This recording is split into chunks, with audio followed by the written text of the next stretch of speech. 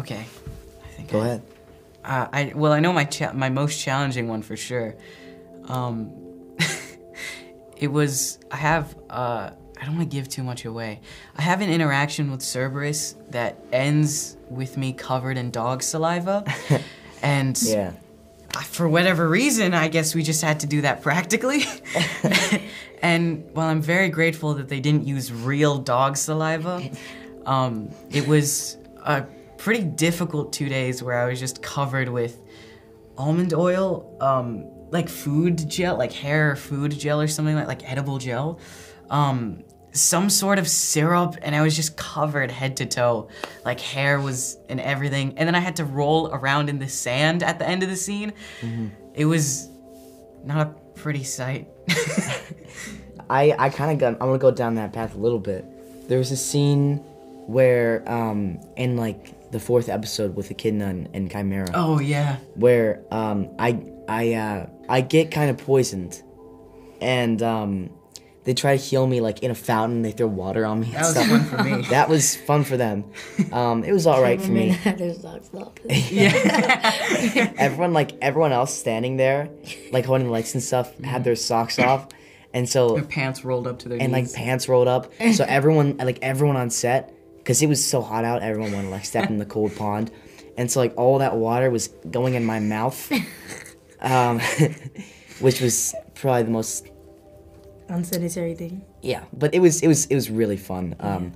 But not that part. There's a part. So we go up to the arch, and I'm still kind of poisoned, and I'm wet, and I have all this like makeup on my face to make me look like sickly. It was really good makeup. Yeah. Well, sorry.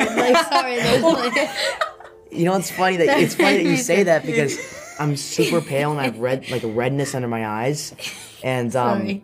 and the funny thing about that, it's funny you brought that up because normally they put tan on me to make me look like more alive because I do not look alive. And for that day, they tried on a bunch of makeup and they just decided to go with my natural skin tone and put the redness under my eyes. So when you see me all pale and sickly, just know that that's the way my skin normally looks.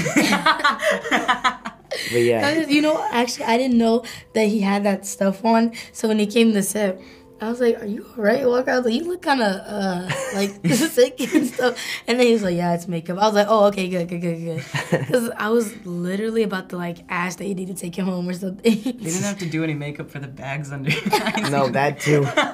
They just took him straight to set. They just brought me to set. I remember the makeup woman talking about that specifically. It's hard to think so specifically because there's so many things that went on over 160 shooting days. But I think we both like to talk about, it's like when the three are together. There's something about the chemistry of when those three are playing off of each other and how that sings is really what I think is making this show work. Specifically with the dynamics, how they shift tones, when they have to really talk about really complex emotional stuff, how they're listening to each other, relating to each other. These kids are doing such high-end performance work. And so when I just think about all the different ways the three play off of each other, that's what gets me most excited about everyone seeing this. The challenging ones are really just, these set pieces are really huge.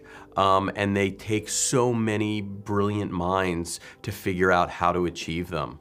From the production design all the way through to the visual effects, to the music, to costumes, to just everything that it takes. Like, so for the Minotaur sequence, I mean, that was shot over many, many, many days, on stage, in the rain. There's just so many things that had to be figured out. But when you just hire great people who also love the material, it just makes it that much easier and just makes it more fun to figure out those challenges. I think the most remarkable set was in episode 2 during the capture the flag scene when Percy is fighting with Ares' cabin at the water.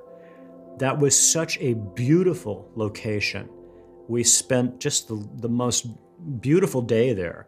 Everyone was enjoying it. It was incredibly warm.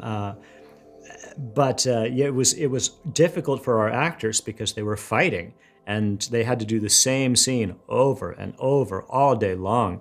Poor Walker, our main lead, was pushed into the water 1,000 different times, and it was a lot. That was hard, and there were so many kids. Like if book readers will notice that the scene is at night, but you can't take all those kids and put them in a setting at night and try to film that. It just won't work. So we made the change to have it during the daytime.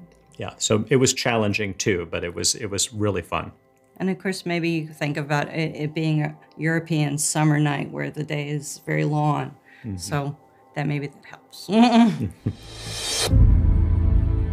The idea was Rick's. I think he had a well-covered rough experience with previous attempts to adapt the books, but I think he and Becky felt like it was time and that they were ready to give it another chance. And I think that led to a series of conversations about what a partnership would look like, and I think in trying to explain to them what was exciting about it to us and trying to hear them in terms of what was important to them, there was a fast meeting of the minds about what we were aiming at. I think in terms of where it fits, I think it fits directly and snugly connected to the book. I don't think we had any real desire to account for any other adaptations that existed between, for better or worse, to course correct, to pay homage to. They just don't exist in the universe of the show. This is a direct outgrowth of the words Rick wrote on the page, and I think the most organic and alive realization of those books that we could imagine. So the important thing is not to panic. Percy Jackson, we've been expecting you.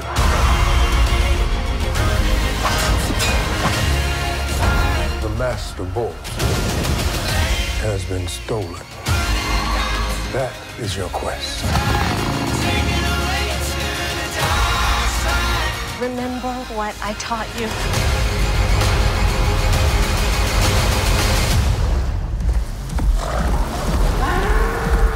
You're gonna need to be brave now. Percy!